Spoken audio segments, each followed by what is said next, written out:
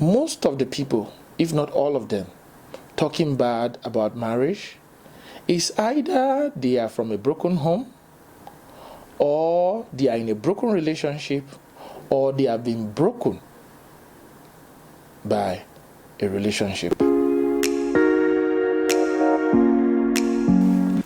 Welcome to another episode of Timotium. I feel highly privileged to be having this access to you. My name is Atta Tim Ukuta. Today, we'll be talking about a topic that has troubled my mind for quite some time. And it's all about divorce. And it's all about marriage.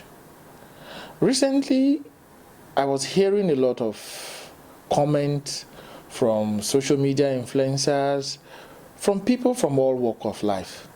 And some of them were saying marriage is a scam.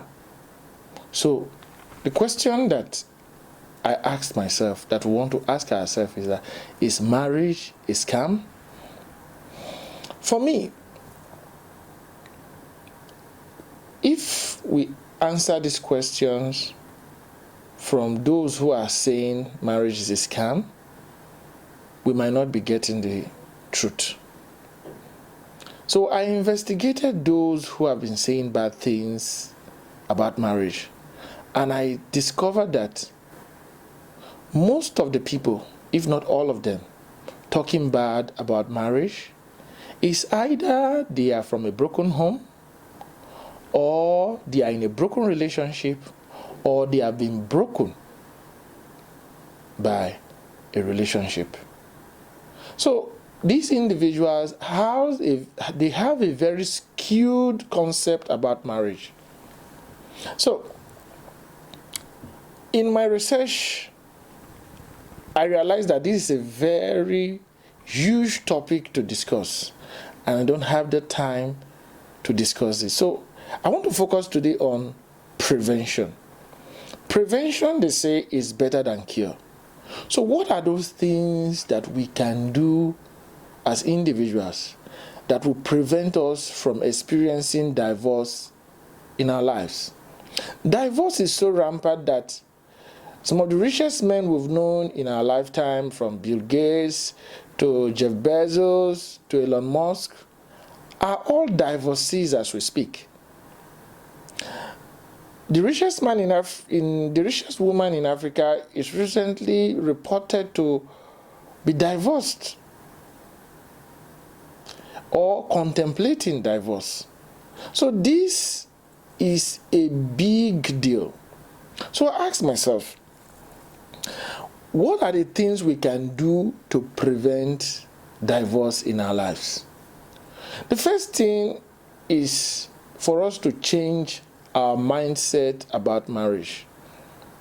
So the way it is now, most young people, or even middle-aged and old people, see marriage as a short-term contract instead of a lifetime covenant. When people are thinking about marriage, they are not thinking about, for better, for worse.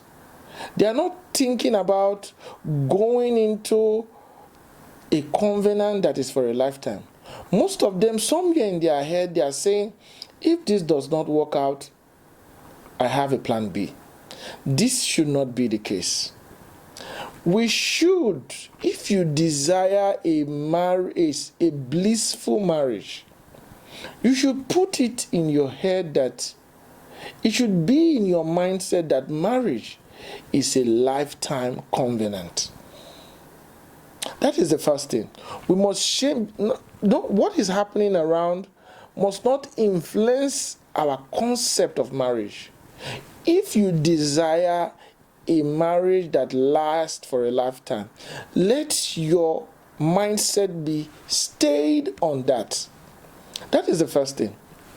The second thing is that when we are thinking about marriage, the person we are married to makes all the difference.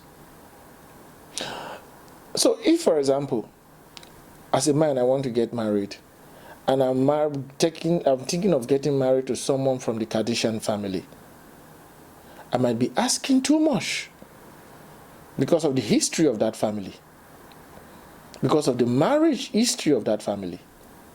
If I'm a lady, I'm a girl, and I'm thinking of marrying a guy like Chris Brown,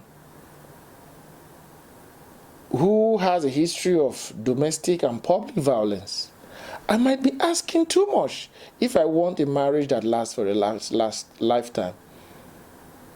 If I am a guy and I'm interested in a marriage for a lifetime, and I'm thinking of marrying a girl like Kristen Stewart, the co-star of the Twilight movie, that cheated on her boyfriend with a married man, I might be asking too much. So, the person we are interested in marrying makes all the difference. That person must be investigated. We must know what we are getting into. We must know that, okay, this person, can I live with this person for the rest of my life? And a detailed investigation would expose flaws here and there. Now, when you've not started the relationship with that person, before it gets to marriage, there are the red flags that we must not ignore. Red flags are there to warn us about what would happen in our marriage. And we must not take them for granted during the courtship period. I believe if we do these three things, that is changing our mindset about marriage from a short-term contract to a lifetime covenant, if we also investigate in detail the person that we are marrying or we are about to marry, and if we also take red flags seriously, I believe we would reduce the outcome of divorce that is prevalent presently in our society. Yes, for me, marriage is a lifetime covenant, and it is beautiful.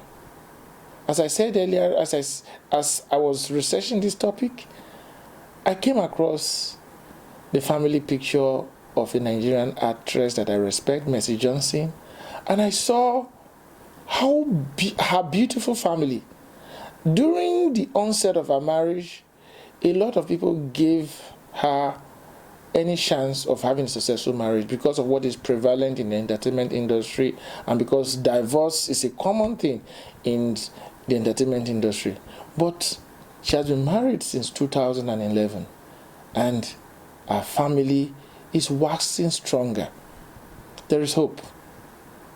But before you say I do your due diligence. Thank you for your time. Hope to see you in the next edition. Kindly share and subscribe. This would encourage us. Thanks again.